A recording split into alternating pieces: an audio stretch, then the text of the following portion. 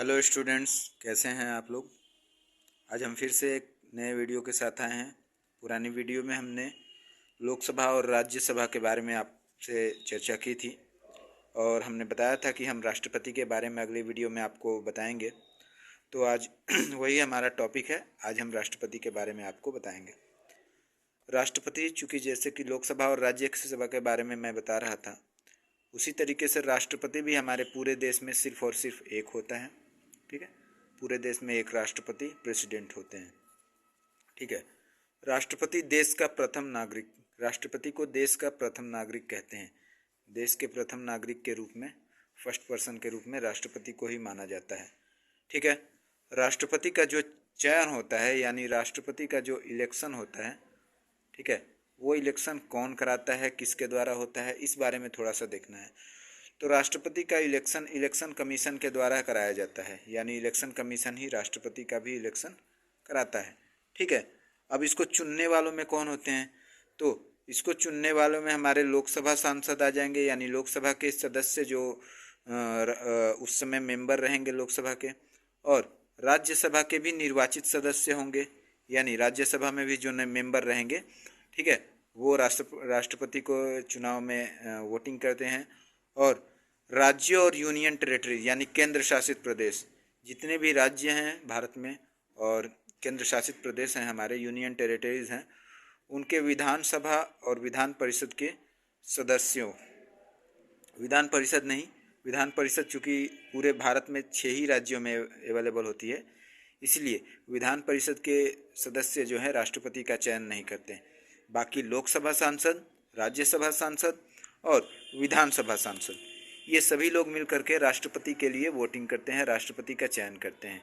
ठीक है, अब इसके बाद की बात यह है कि राष्ट्रपति का चयन वो लोग नहीं करते जिनको राष्ट्रपति खुद 12 लोगों को, जैसे बताया था हमने कि लोकसभा और राज्यसभा में कुछ लोग ऐसे होते हैं जिनको राष्ट्रपति नामित करता है, डायरेक्ट बिना इलेक्शन के राष्ट्रपति उनको लोकसभा सदस्य और राज्यसभा सदस्य बना देता है।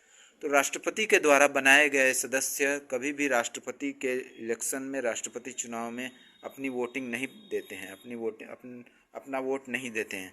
ठीक है, अब कार्यकाल की बात करें तो राष्ट्रपति का जो कार्यकाल होता है, पीरियड होता है, टाइम पीरियड होता है, वो 5 साल का होता है, 5 साल का होता है। ठीक है, 5 साल तक राष्ट्रपति अपने इलेक्शन के, अपने चुनाव के बाद अपने पद पर कार्यरत रहता है। ठीक है, इसके बाद एलिजिबिलिटी की बात कर ली जाए। एलिजिबिलिटी यानी योग्यता, राष्ट्रपति की योग्यताएं, राष्ट्रपति बनने के लिए किसी व्यक्ति के अंदर कौन कौन सी योग्यताएं होनी चाहिए। तो सबसे पहले ये हुए कि वो भारत का नागरिक होना चाहिए, यानी कि इंडियन सिटीजन होना चाहिए। सबसे पहले ये है कि वो इंडियन सिटीजन हो जाना चाहिए।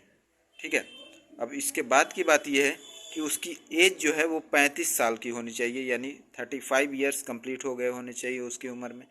ठीक है, अब लोकसभा का सदस्य बन सकता हो, यानी लोकसभा के क्राइटेरिया के लिए हमने जो भी बताया था वो क्राइटेरिया वो भी फॉलो करता हो।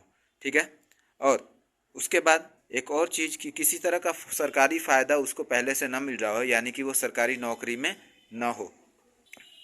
और राष्ट्रपति बनने के लिए आगे के क्रम में कुछ ज़रूरी चीज़ें होती हैं, जैसे सबसे पहले जो व्यक्ति राष्ट्रपति बनना चाहता है उसको सिक्योरिटी मनी के रूप में 15,000 रुपये का वो पेमेंट करना पड़ता है। 15,000 रुपये उसको सिक्योरिटी मनी के रूप में देना पड़ता है। साथ में उस व्यक्ति को मेंटली फिट होना होगा। ठीक है, मेंटली फिट होना होगा, दिमागी रूप से वो एकदम एक्टिव पर्सन हो। ठीक है, तो वो राष्ट्रपति बन सकता है।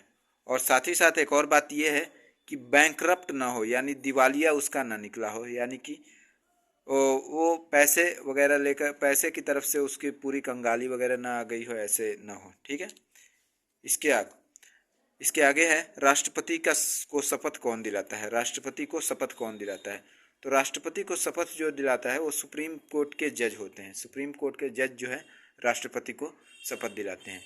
ठीक है, अब राष्ट्रपति के अधिकारों के बारे में बात करें कि राष्ट्रपति के क्या क्या अधिकार होते हैं, यानी राष्ट्रपति बनने के बाद क्या क्या कर सकता है। तो सबसे पहले जो राष्ट्रपति ही प्रधानमंत्री की नियुक्ति करता है।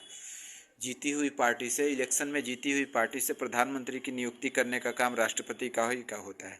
ठीक है, मंत्रिमंडल की भी नियुक्ति राष्ट्रपति ही करता है, लेकिन ये मंत्रिमंडल की जो नियुक्ति होती है ये प्रधानमंत्री की सलाह पे होती है, यानी प्रधानमंत्री जिनको कहता है राष्ट्रपति उनको मंत्रिमंडल के रूप में नियुक्त कर देता है।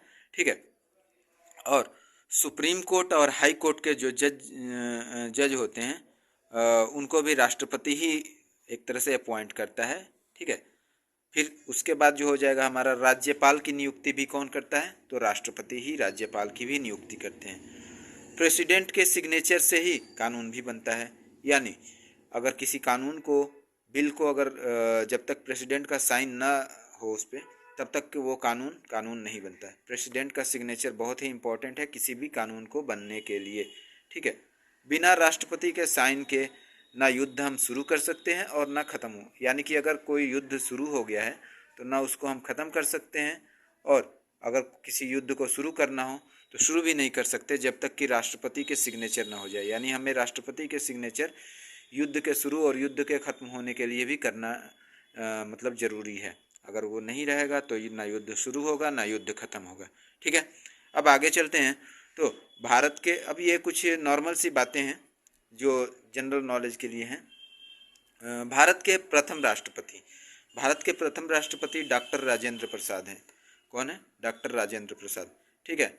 भारत के 2 बार रहने वाले राष्ट्रपति कौन हैं? जो अभी तक के समय में आज़ादी के बाद 2 बार कौन राष्ट्रपति रहे हैं? तो डॉक्टर राजेंद्र प्रसाद ही ऐसे राष्ट्रपति हैं जो 2 बार राष्ट्रपति रहे हैं।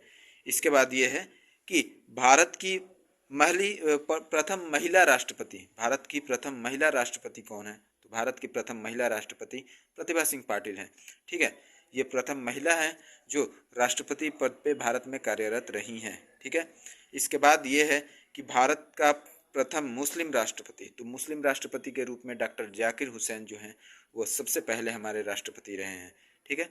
अब इसी के साथ अंत में वर्तमान जो राष्ट्रपति हैं अभी फ़िलहाल, ठीक है, वो हमारी द्रौपदी मुर्मू हैं। ठीक है। द्रौपदी मुर्मू जी हमारी वर्तमान राष्ट्रपति हैं। ठीक है। तो उम्मीद है कि इस वीडियो से भी आप लोगों ने कुछ जानकारियाँ हासिल की होगी, आपको एक अच्छी सी जानकारी प्राप्त हुई होगी। ठीक है। मिलते हैं नए वीडियो में एक नए टॉपिक के साथ। That's all.